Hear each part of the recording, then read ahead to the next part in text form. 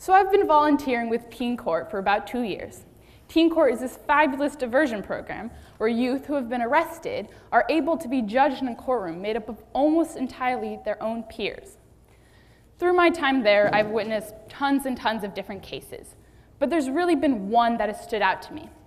And this case involved a young girl.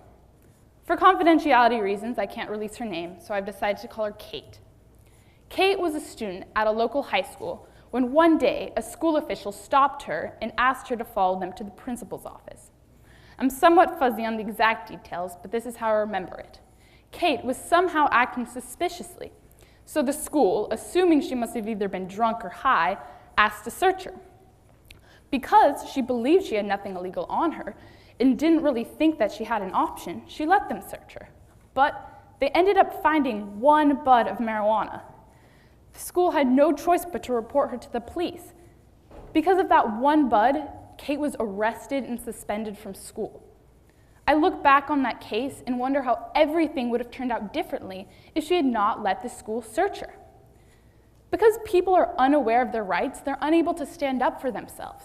All Kate had to do was to tell the school that she believed that they did not have probable cause and would prefer not to get searched. Because teens have a reputation for doing drugs and committing other crimes, we're more closely watched. We're probably more likely to be stopped by a police officer randomly, and everything we do is probably more likely to look suspicious. And this is what happened with Kate. The littlest thing looked suspicious to the school and law officials. But I also understand where they're coming from. For one, they're just doing their job and being extra cautious. But still, I think there's a problem here that needs to be looked into. And teenagers know that as long as we know our rights, adults can be as suspicious as they want to. They can attempt to search us and ask us questions, but they will get nowhere unless we let them. So just because adults being suspicious of teens shouldn't do any legal harm to us, as long as we know our rights, I think it can do other types of harm. Being a teenager is not easy. I think everyone who is or has been can agree. It's a time when you're trying to figure out who you are, but are being constantly categorized into different groups, like prep, slut, punk, loser, dork, or one of the many other stereotypes that exist. Once you're stereotyped into a certain group, it's easy to get stuck. People hold you to different standards and treat you differently. Things like choice of music and clothing can have a huge impact on the way people look at you and treat you. I mean, I know this from personal experience. If I was to go out of the house looking more frumpy and casual, I would get treated differently than going out of the house in this outfit. So already being categorized into these smaller groups, being categorized as a delinquent does not make this whole being a teenager thing any easier. If people are already assuming we're doing bad things, why not do bad things?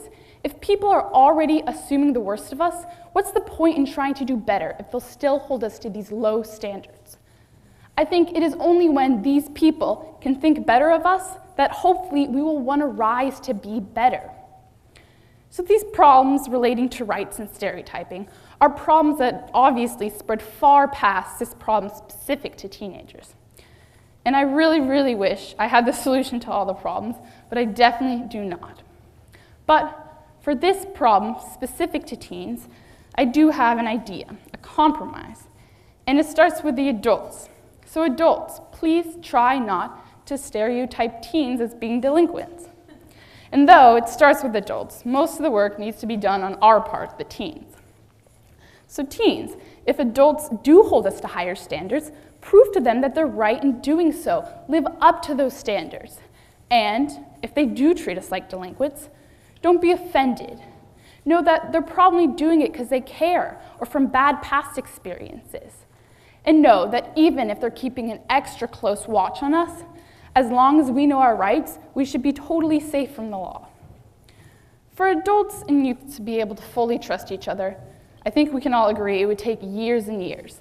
And even then, would only work if we were all fully committed to working together. Realistically, it's impossible. But I do believe that if adults and teens were aware of this problem and the consequences that arise from it, and try to be really understanding of both sides of the story, I think we can get to a better, more trusting place. Thank you.